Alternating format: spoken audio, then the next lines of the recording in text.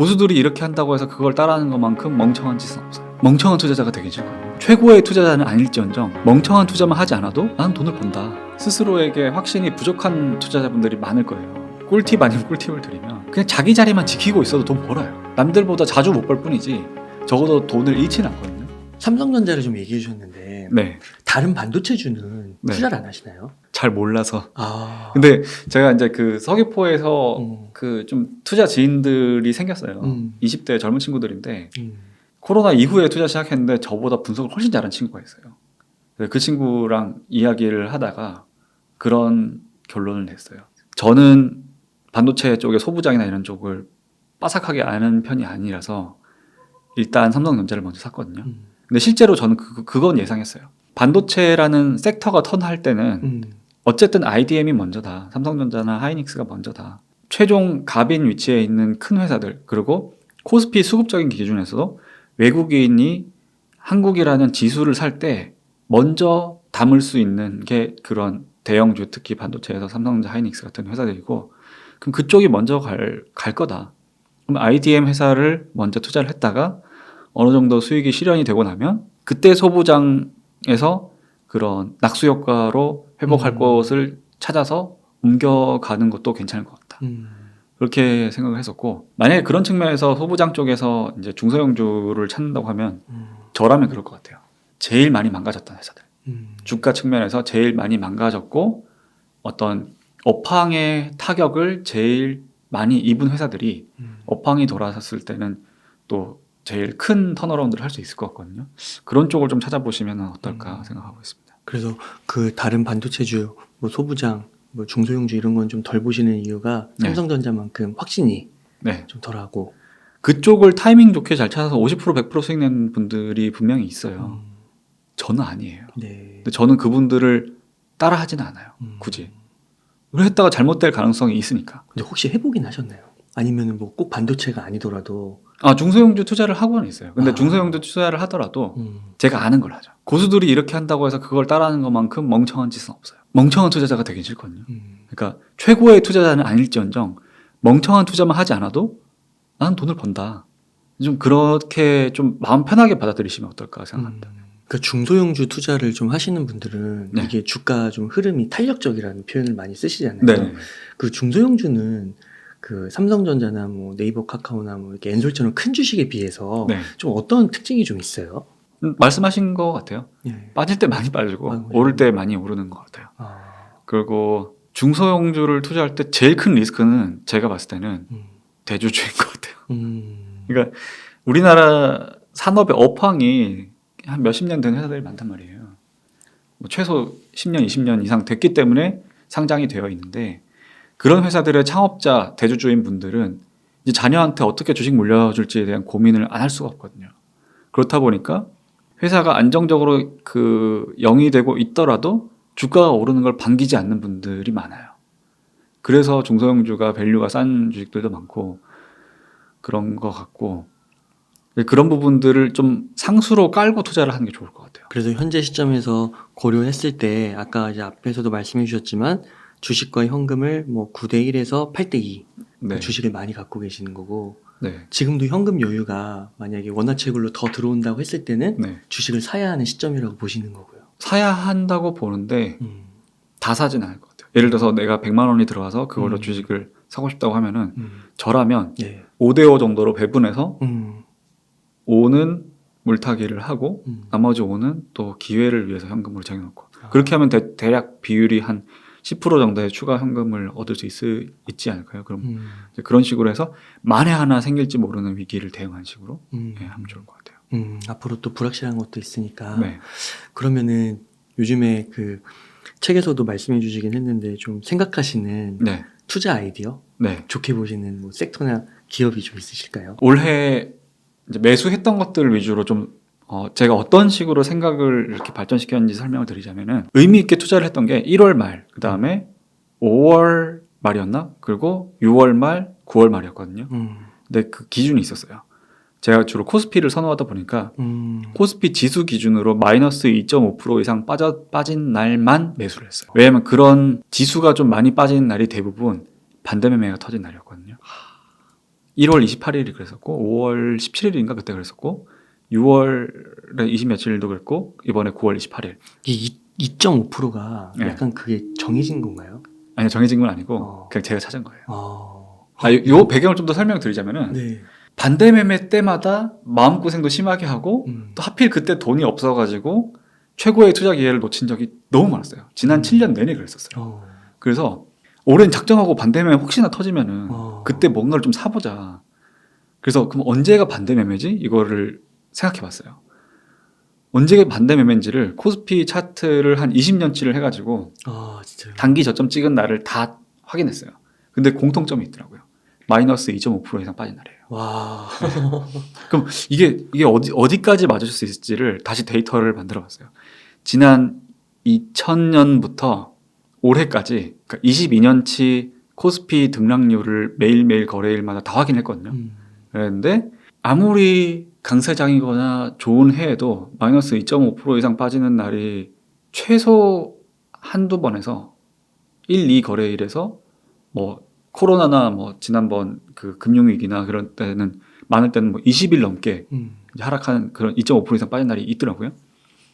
그리고 2010년대 들어서는 한 두 해를 제외하고는 그런 마이너스 2.5% 이상 빠진 날들이 거의 다 매수 기회였어요. 매수 기회가 없었던 해도 있는데 그 해는 강세장이었으니까 굳이 뭐 아무것도 안 해도 기분은 좋았을 거예요. 그렇게 보면 그러면 나는 이런 원칙을 세우자. 마이너스 2.5% 이상 빠지는 날은 매수를 한다.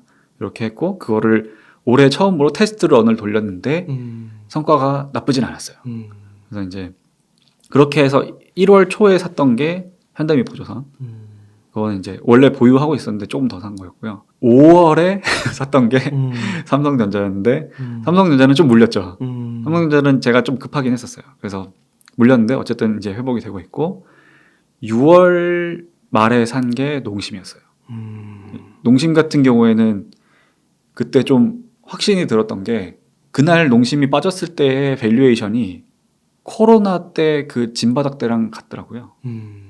이 정도면 너무 마음이 편하다. 그랬고 그 농심은 그래서 한 단기간에 한 10몇 프로 정도 수익이 났는데 원래는 내년까지 들고 가고 싶었는데 제가 리스크 매니지먼트 차원에서 좀 일찍 팔았고요. 그리고 9월 28일에 한 3종목 정도를 샀는데 첫 번째가 삼보판지. 삼보판지는 이제 골판지 주식인데 골판지 주식이 사이클 상으로도 지금 안 좋은 상황인데 폐지 가격이라고 하는 중요한 지표가 좀 떨어지기 시작했더라고요. 그리고 밸류에이션 상으로 봐도 지금 꽤 매력적인 구간이다. 골판지가 성장주냐 뭐 사이클주냐 이런 거에 대한 논란은 많은데 저는 그냥 사이클주라고 생각을 하고 그렇다고 하더라도 지금은 사이클에서 저점이다. 사도 되는 구간이다라고 생각해서 삼보판지를 매수를 좀 했고 두 번째가 LS전선 아시아. LS전선 아시아는 작년 3분기 실적이 안 좋았었어요. 근데 작년 3분기에 안 좋았던 이유가 베트남의 락다운 때문이었거든요. 이제 여기가 이제 동남아시아에 전선을 납품하는 회사인데 그래서 베트남 락다운 때문에 기저 효과가 생길 것이다. 그러면 올해 3분기는 실적이 괜찮을 것이다. 라고 생각을 해서 매수를 했었고 그 다음에 이제 아난티라는 종목을 샀는데 아난티는 원래 에머슨 퍼시픽이라고 해서 되게 유명한 대북 테마주였어요. 그래서 그때는 막 조단위 시총까지 갔다가 지금 거의 절반 이하로 떨어졌는데 이 회사가 좀 바뀌고 있더라고요. 원래 대북 테마로 해서 물렸던 그 회사가 물렸던 투자가 금강산 쪽 개발 자금이었는데 그거를 올해 상반기에 전액 손상차손으로 털어냈어요. 그래서 이제 더 이상 대북 테마주가 아니에요. 근데 대부분 사람들이 아직 대북 테마주인 걸로 착각하고 있어요. 그런 것들에 대해서 리포트를 쓴 것도 봤고 뭐 좀 봤는데 거기 리조트가 굉장히 브랜드 가치가 높더라고요. 사람들이 막 1박에 40만 원에서부터 80만 원까지 하는데 못 가서 막 난리예요. 그리고 내년에 만들어질 회원권을 벌써부터 뭐 거의 다 팔았대요. 이런 얘기를 들어보니까 꽤 괜찮아 보이더라고요. 그래서 아까 말씀드린 세 개 중소형주 같은 경우에는 이제 보초병 수준으로 좀 집어넣었고 그 아난티 같은 경우에 3분기 실적이 괜찮게 나왔거든요. 재무구조상에서 큰 리스크만 그러니까 지금 부채가 좀 많은 편이니까 피해갈 수 있으면은 괜찮을 것 같다고 생각을 하고 있고 이번에 이제 제가 이제 책 내고 나서 인터뷰를 하려고 여기저기 돌아다니기 위해서 이제 숙소를 잡았는데 서울의 드래곤시티에 있는 호텔을 잡았거든요. 거기를 제가 서울 올 때마다 좀 즐겨 찾아요. 근데 그게 그 드래곤시티를 이제 개발을 한 회사가 서부 T&D라는 회사인데 여기 같은 경우에는 이제 야심차게 이렇게 큰 호텔을 세 동이나 해서 1,700개 객실을 딱 짓고 나서 사드 터지고 코로나 터지고 이래가지고 오랫동안 좀 힘들었던 회사거든요. 근데 이제 그 보유하고 있는 부동산 가치나 이렇게 워낙에 높아서 좀 자산주로 구분할 수 있고 어느 수준 이상은 빠지지 않는데 제가 코로나 터지고도 여러 번 방문을 했었고 요번에 이제 또 오랜만에 방문을 했는데 투숙객이 너무 많아진 거예요. 원래는 로비 가면은 저 포함해서 5명도 없을 때도 많았어요. 근데 진짜 바글바글하고 로비에도 바글바글하고 아침에 조식 먹으러 갔는데 저는 이제 조식 제일 먼저 먹는 사람이거든요. 6시 반 맞춰서 갔는데 저보다 먼저 온 사람들이 더 있더라고요. 그리고 더 중요한 의미 있는 변화는 그 사람들이 다 외국인이에요. 그 외국 관광객은 거의 못 봤었는데 외국 관광객이 많아졌더라고요. 아마 서울 살고 계신 분들은 피부로 이미 체감하셨을 거고 저는 이제 서귀포에 살다가 오랜만에 서울 올라와서 보니까 대한민국에 외국인이 너무 많아졌어요. 그래서 이번에 서울 올라와서 드는 생각이 이제 리오프닝 쪽도 좀 신경 써서 봐야겠다는 생각이 들더라고요. 어차피 지금 다 같이 빠져 있으니까 뭘 골라도 괜찮은데 리오프닝도 좀 괜찮을 것 같다. 그리고 아까 아난티 실적도 그렇지만은 GKL이라고 하는 카지노 관련된 기업도 3분기 실적이 좋았어요. 처음으로 흑자 전환했고 그리고 보니까 3분기에서 4분기 사이에 어떤 그런 특히 우리나라의 호텔이나 그 외국인 관광객이 국내로 유입되어야 잘 되는 회사들이 좀 숨통이 트이겠구나라는 생각이 들더라고요. 네, 그래서 그런 부분도 좀 더 공부를 해보려고 하고 있습니다. 그렇군요. 그렇게 해서 그러면은 지금 여기에는 보초병을 보내신 거고 네. 앞으로 이제 어떻게 지켜보시다가 네. 더 투자할 계획도 있으신 거고요. 그런 부분에서 좀 제가 개인적으로 고민하고 있는 섹터는 두 가지 테마인데 성장이랑 회복이에요. 올해도 성장해서 주가도 방어가 잘 됐거나 올랐는데 내년에도 성장하는 회사들이 좀 있어요. 조선 같은 경우도 그렇고 저는 이제 보유는 못했지만 2차전지나 엔터테인먼트 쪽도 그렇고 이런 데가 사실은 투자하기 제일 고민돼요. 좋을 것 같은데 그 좋을 것 같음이 주가에 얼마나 반영되어 있는지에 대한 판단이 좀 어렵거든요. 근데 이런 데 같은 경우에는 뭐 올해 9월 28일처럼 시장 전체가 빠졌을 때는 괜찮은 매수 기회인 것 같아요. 그 성장 말고 다른 테마는 회복인데 또 다른 어떤 좀 난처한 섹터가 저한테는 이제 건설이랑 증권이거든요. 증권 같은 경우에는 일단 올해 증권주가 안 좋은 건 누구나 알고 있잖아요. 근데 강세장이 왔을 때 제일 괜찮은 수익을 낼 곳도 증권이거든요. 사고 싶은데 언제 사야 될지 모르겠어요. 이건 건설이랑 좀 연결지어서 설명을 드려야 되는데 건설 섹터 같은 경우에도 원래는 이제 그 정부가 바뀌고 나서 정부가 바뀌든 안 바뀌든 그동안 부동산 공급이 너무 부족했으니까 부동산 공급을 쫙 늘릴 거고 건설사의 먹거리가 많아질 거라고 했는데 생각지도 못한 인플레이션이 와서 건재재 가격이 올라가고 공사를 해야 되는데 공사를 못 하고 있는 거예요. 그래서 건설 쪽이 지금 다 완전히 망가져 있는데 여기에서 이제 뭐 레고랜드나 그런 이제 그 금융 관련된 우려까지 터지면서 부동산을 건설해야 되는 이제 건설사들이 어떤 PF 이런 쪽에서 또 이제 문제가 생기고 이래서 쉽게 말해서 돈이 안 돌아서 지금 되게 답답한 상황인 거예요. 근데 그런 쪽에다가 돈을 대줬던 데가 또 증권사예요. 그래서 이쪽이 지금 되게 센티가 안 좋았거든요. 그리고 특히 만약에 그 PF 관련해서 뭐 부실이 터진다든지 이랬을 때는 지금 밸류가 싸고 업황이 안 좋다고 해서 역발상을 투자를 할 수 없는 게 더 깊은 지하실로 갈 수가 있으니까 그렇죠. 그거를 어떻게 슬기롭게 이 기업들이 극복할 수 있을 것인지에 대한 고민이 있어요. 그래서 그 부분을 지켜보면서 투자 판단을 내리면 좋을 것 같아요. 네. 증권주에서는 어디가 좀 괜찮아 보이세요? 뭐 다른 분들 이야기를 들어보면은 일단 PF 익스포저가 크고 자본 체력이 우량하지 않은 중소형 증권사들이 좀 위험하다 이런 얘기를 많이 들었었거든요. 그래서 그런 부분들을 좀 조심을 하고 있고 건설사도 마찬가지예요. 중소형 건설사들이 특히 지방 쪽에 있는 건설사들이 요새 안 좋거든요. 그래서 증권이든 건설이든 그 버틸 체력은 대형사들 위주로 있는 것 같고 반대로 얘기하면은 모든 게 무난히 회복이 됐을 때는 더 리스크가 컸기 때문에 그게 주가에 반영됐던 중소형사들이 더 큰 알파를 취할 수가 있겠죠. 저는 아직 안 사서 잘 모르겠어요. 그냥 그 정도까지만 생각해봤어요. 이런 얘기들도 많이 하시더라고요. 지금 이렇게 좀 큰 상승이 오고 최근 흐름은 좋은데 2010년대를 보면은 네. 그 코스피가 박스피라는 별명을 얻었었잖아요. 네.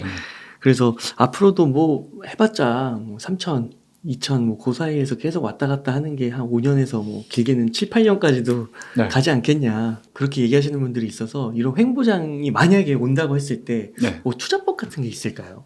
제가 투자하기 전 세대에 그러니까 2011년에 저점을 찍고 한 2017년까지 박스피였었는데 그때 슈퍼개미가 된 투자 선배분들이 있어요. 그러니까 횡보장이라고 해서 돈을 못 버는 게 아니거든요. 근데 그때 돈을 벌었던 분들의 공통점은 그냥 기업에 집중했어요.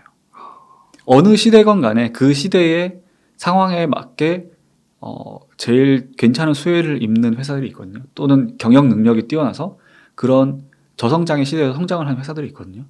그냥 그런 기업을 찾기 위해서 노력하면 되는 것 같아요. 그런 기업을 찾아서 투자를 한 분들은 장세에 상관없이 큰 돈을 벌었었고, 그래서 그런 기업에 집중하는 게 결국에는 장세와 상관없이 우리가 해야 할 일이 아닐까 생각합니다. 그러면 그게 이제 골판지, 뭐 아난티 같은 리오프닝.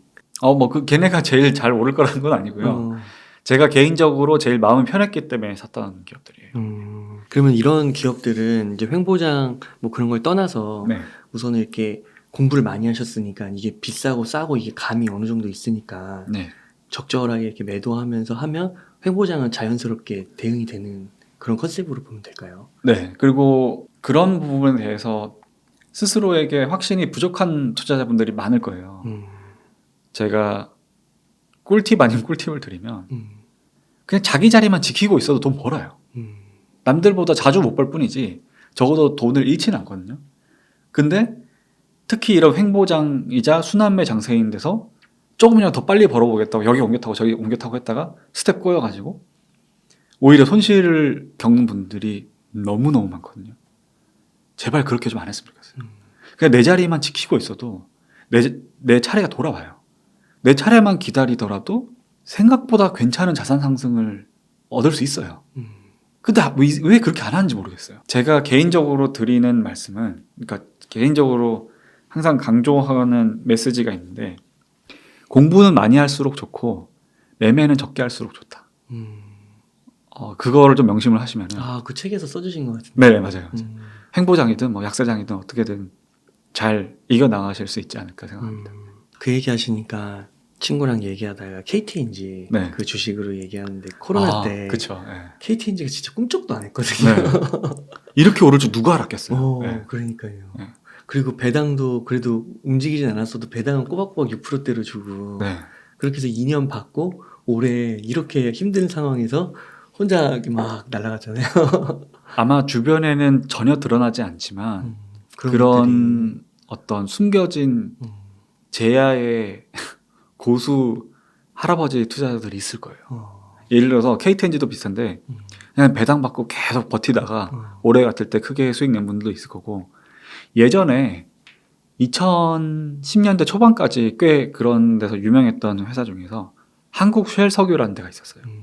거기가 이제 그 윤활유 가공 판매하는 브랜치 회사인데 배당 성향이 90%인가 뭐 거의 그랬거든요. 거의 이익을 번 돈의 대부분을 배당해주는 회사인데, 그거를 한 10년 넘게 투자하신 분들 중에서 주주총회 가면은 느긋한 할아버지들 있대요. 이렇게 앉아 있대요. 언제부터 투자했냐고 막 15년 투자했다고 그런 분들이 있대요. 한국 실석유에 15년 투자를 했대요. 그런 분들은 본인의 평단가 기준 배당 수익률만 한 30-40% 된대요. 매해 배당만 30-40%씩 수익률을 내는 거예요. 그런 분들도 있어요. 그렇게 투자가 가능한 기업들도 있어요. 그럼 뭐 결과론적으로 봐야지 알 수 있는 것도 있겠지만 그런 게 가능할 것 같은 비즈니스 모델을 가진 기업도 포트에 한 켠에 놓으면은 심리적인 부분을 컨트롤하는 데는 분명히 도움이 될 거예요. 그러니까 그 순환하고 자리 좋은 주식을 택했을 때 자기 자리를 지키는 게 요 KT 그때 이제 한 2-3년 정도 이렇게 기간을 얘기해 주셨잖아요. 네. 그 KTNG도 한 2-3년 지나니까 이렇게 됐고 네. 또 그 최근에 그 뉴스를 보니까 네. 미국에서 최고의 주식을 네. 뱅크 오브 아메리카를 뽑더라고요. 네. 근데 그게 참 어떻게 보면은 그 뭐 기술주 나스닥의 상위권을 차지하는 기업들 네. 그런 데가 굉장히 부각됐는데 네. 어떻게 보면 그게 코로나 이후에 또 지금은 또 뱅크 오브 아메리카 같은 게 또 주목을 네. 받고 네. 진짜 말씀하신 대로 이게 돌고 도는 것 같은 네. 그런 느낌이 드네요. 유행이 돌고 도는 거랑 비슷한 것 같아요. 음. 사실 2020년 들어서 이렇게 레트로가 붐이 될 줄 누가 알았겠어요. 10대, 20대 이런 분들이 제가 코올리게 시절에 유행했던 트렌드들을 자기의 스타일로 해석해가지고 이렇게 활용하고 이런 거 보면은 하늘 아래 새로운 건 없고 어떤 근본적인 가치가 있는 거는 기다리다 보면은 그게 다시 재조명을 받는 시기가 오는 것 같아요.